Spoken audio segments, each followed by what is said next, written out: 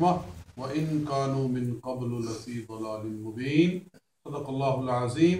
فقال اللہ تبارک و تعالی فی کلامہ ان اللہ وملائکتہ یصلون علی النبی یا ایھا الذین آمنوا صلوا علیہ وسلموا تسلیما. اللهم صل علی سیدنا مولانا محمد وعلی آل سیدنا مولانا محمد وبارک وسلم.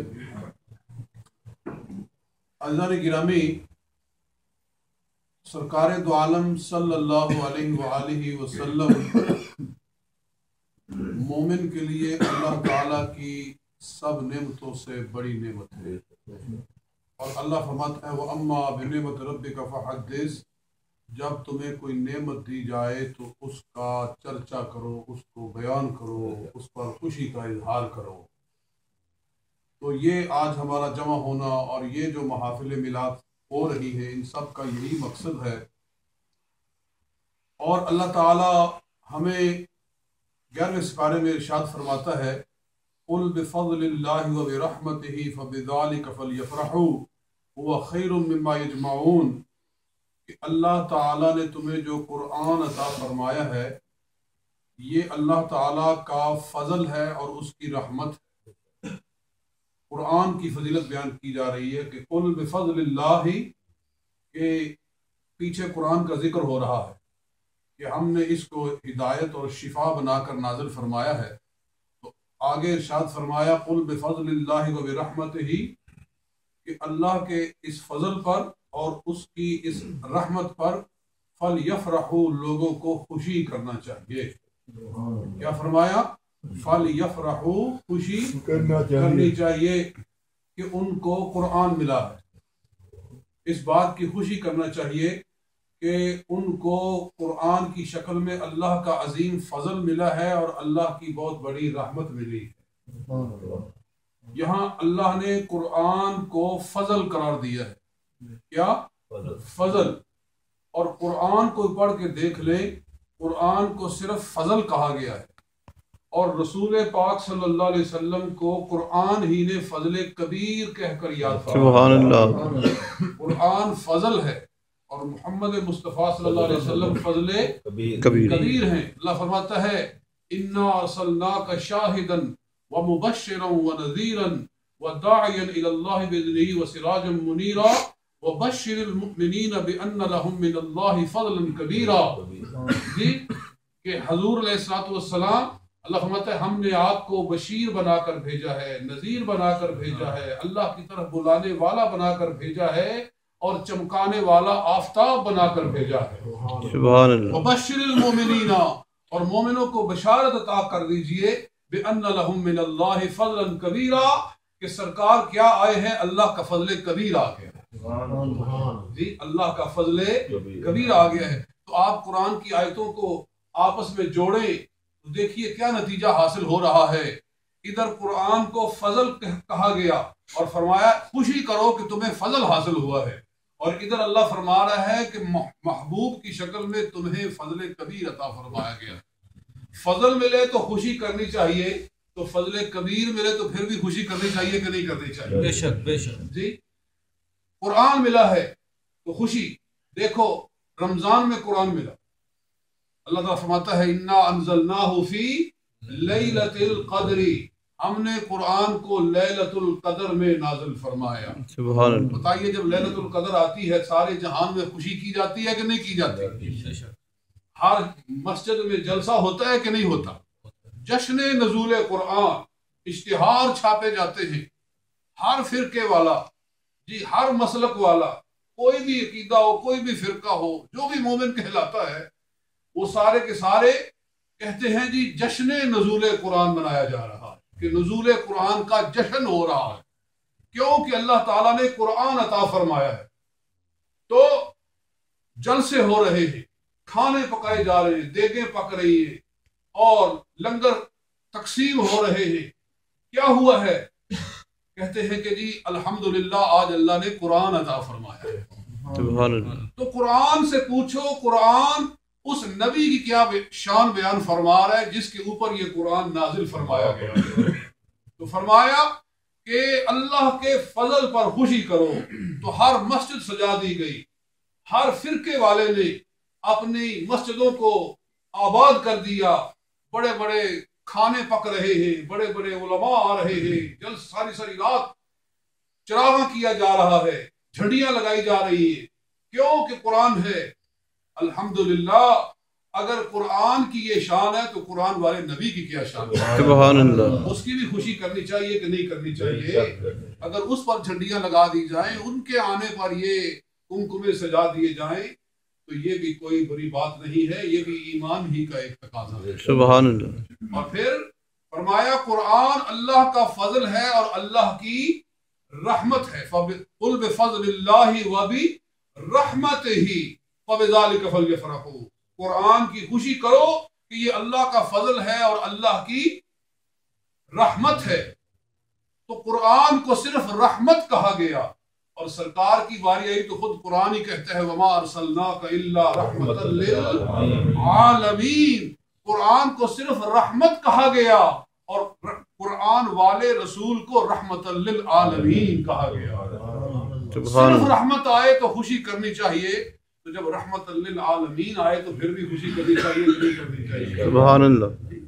یہ سوال کرتے ہیں کہ جی ہاں جب حضور پیدا ہوئے تھے تو خوشی تھی، لوگوں نے خوشی کی، خاندان کا حق تھا کہ خوشی کرے، ماں باپ خوشی کرے، قبیلے والے خوشی کرے، جی اس وقت خوشی ہوئی تھی تو ٹھیک ہے، ہو گئی۔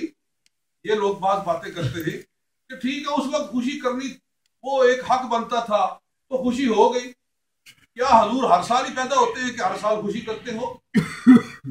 کیا حضور ہر سال پیدا ہوتے ہیں کہ تم ہر سال خوشی کرتے ہو؟ اس طرح کی خشک باتیں بھی بعض لوگ کرتے ہیں، تو اس کا جواب بھی ہمیں قرآن ہی عطا فرماتا ہے۔ سبحان اللہ۔ دیکھیے اللہ تعالیٰ لیلۃ القدر کی شان بیان فرماتا ہے، انا انزلناہ فی لیلۃ القدر وما ادراک ما لیلۃ القدر لیلۃ القدر خیر من الف شہر تنزل الملائکۃ والروح فیہا باذن ربہم من کل امر سلام ہی حتی مطلع الفجر۔ پوری صورت میں نے آپ کے سامنے پڑھ دی ہے۔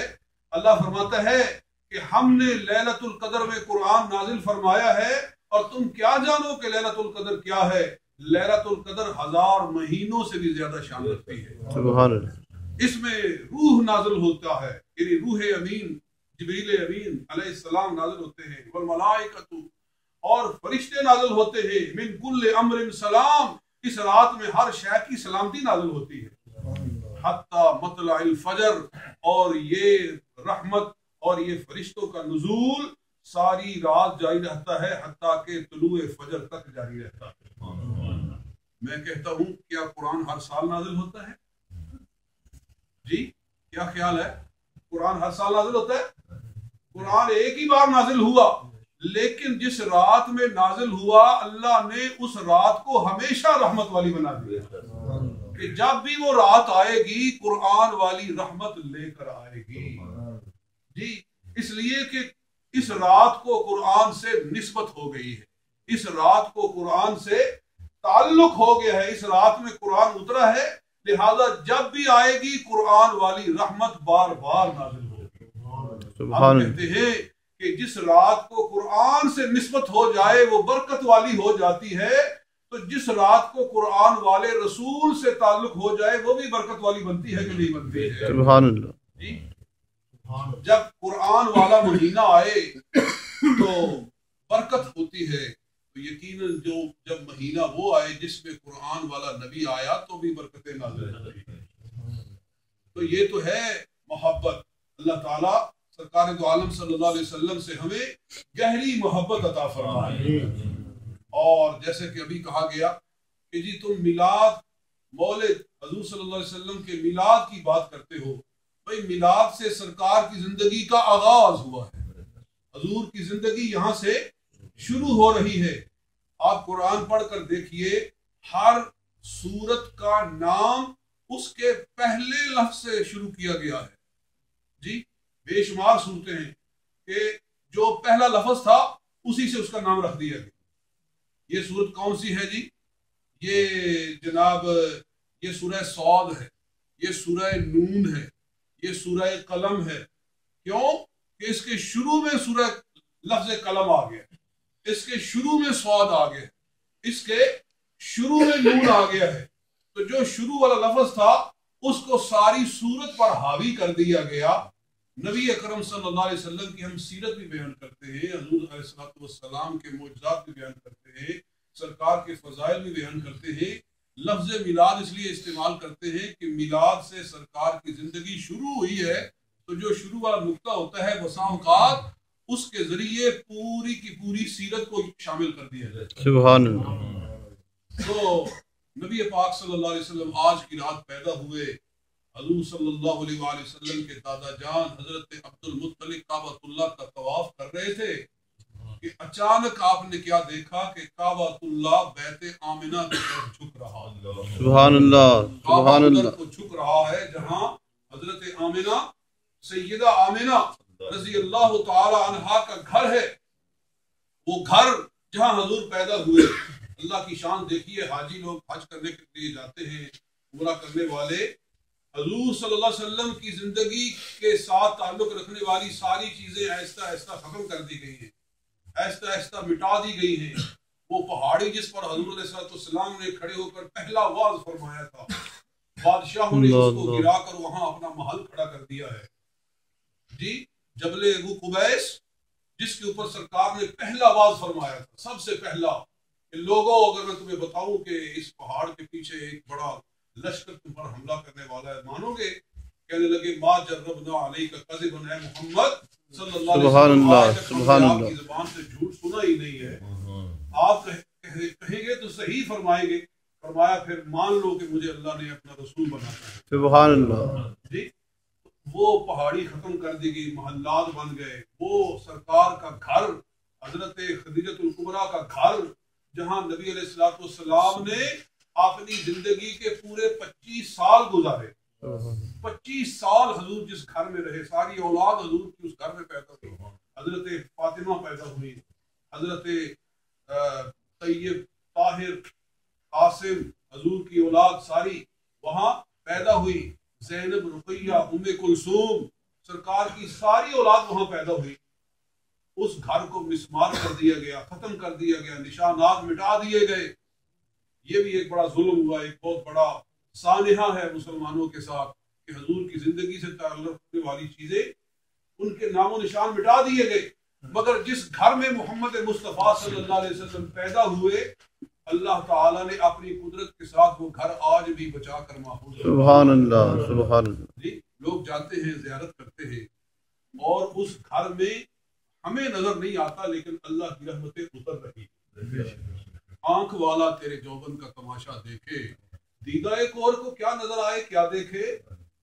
فیوز الحرمین کتاب ایک چھوٹی سی حضرت شاہ ولی اللہ مدثر رحمۃ اللہ تعالیٰ نے لکھی ہے۔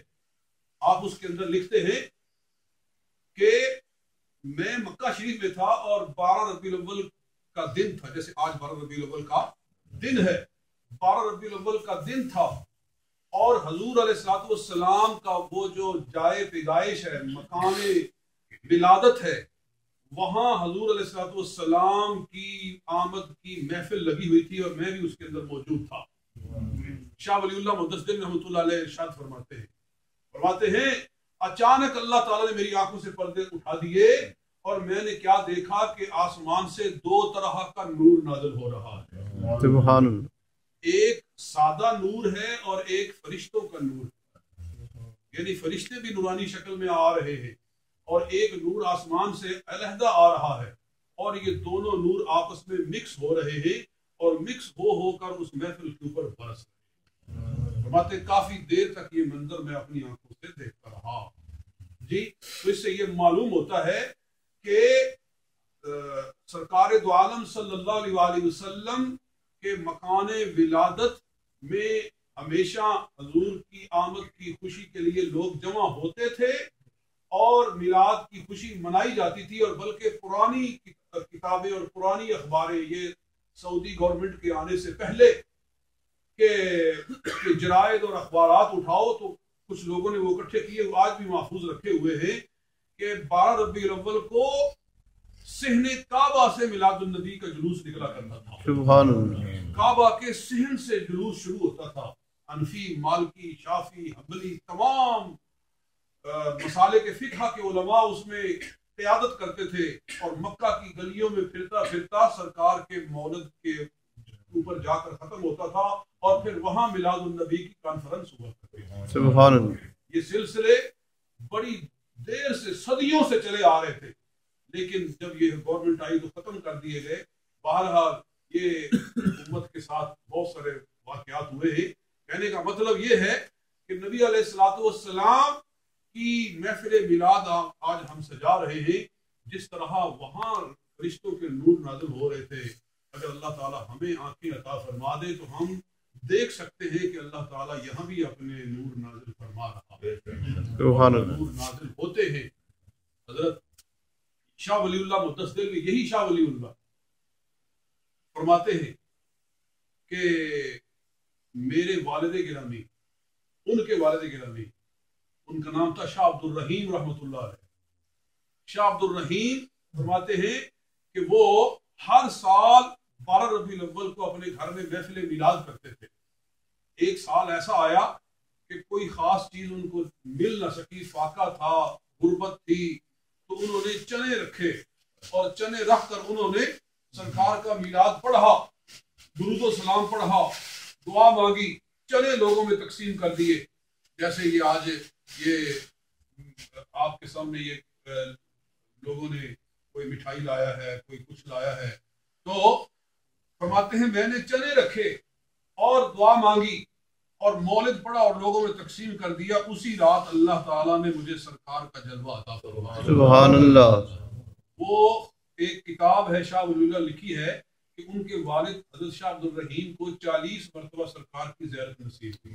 सुभान अल्लाह। और हर मरतबा सरकार से जो बातें हुई ख्वाब के अंदर, उनको इकट्ठा करके अद्दुर्रुस समीन फी मुबश्शरातिन नबीय्यिल अमीन के नाम से वो किताब उन्होंने तबाह फरमाई है कि 40 ख्वाबें जो उनको हासिल हुई और उन्होंने अपने बेटे हज़रत शाह वलीउल्लाह को बताई, तो बेटे ने वो ख्वाबें इकट्ठी करके वो किताब लिखी है। उसका नाम है अद्दुर्रुस समीन, मेरे पास मौजूद है। फी मुबश्शरातिन नबीय्यिल अमीन।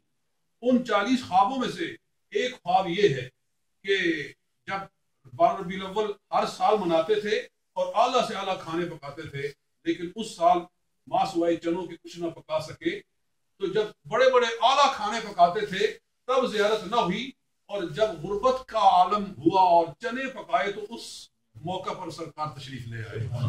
जी, मतलब ये है कि इस हाल में भी तूने मुझे याद रखा है और तूने मेरा जिक्र किया है, और जो तू पका सका है तूने पकाया है, तेरा हक बनता है कि तुझे अपनी ज़ियारत अता फरमाए। जी, तो सरकार दो आलम सल्लल्लाहु अलैहि वसल्लम तशरीफ लाए तो कहते हैं मैंने ख्वाब में देखा कि हुजूर सल्लल्लाहु अलैहि वसल्लम के सामने अच्छे अच्छे खाने पड़े हुए हैं और दरमियान में वो बर्तन भी पड़ा हुआ है